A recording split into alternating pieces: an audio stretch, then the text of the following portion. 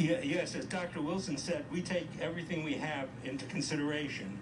The forensic autopsy starts at the scene. Much time in most homicide cases relates to reconstructing the scene. Detectives going out and interviewing people, all kinds of forensic science, or picking up trace evidence. In this instance, the video tells you what the scene is. The video is real. The multiple videos are real. And those multiple videos show pressure that can cause death, and his calling out, like Eric Garner, but also including calling out for his mother, who had been dead for 3 years.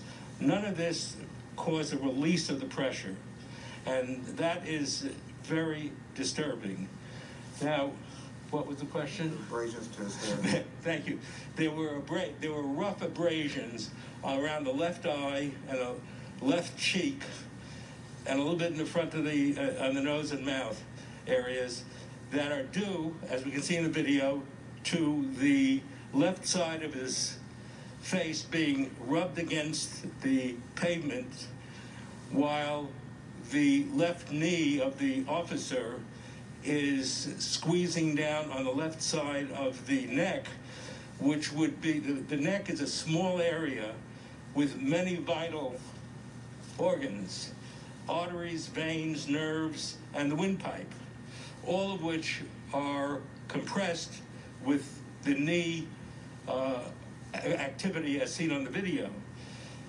So that the abrasions on the side of the neck and the nose would also indicate that a component of the interference with breathing could be, it was also some pressures that were placed on the nose and mouth, and these are also very painful kinds of scrape marks. There was also severe scrape marks on the back of his left shoulder, which is part of the activity that was causing him to rub against his knee, the officer's knee, as well as the face being on the ground. And those occurred while he was still alive and breathing. Is that evidence of pressure? That is evidence of severe pressure on the face, large areas of scraping abrasions on the face, in particular, the left side of the face, which is evidence of his face being rubbed severely against the ground.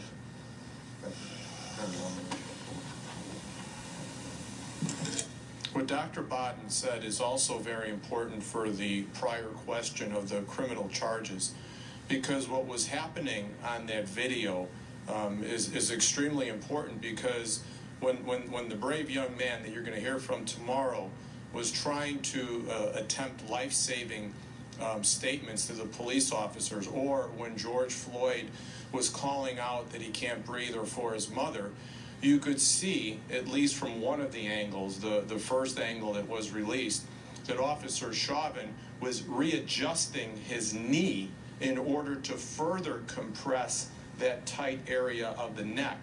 That is an expression of knowledge. That taunt of readjusting his knee in order to further compress the airway and hold him down with that sustained pressure is evidence of criminal conduct.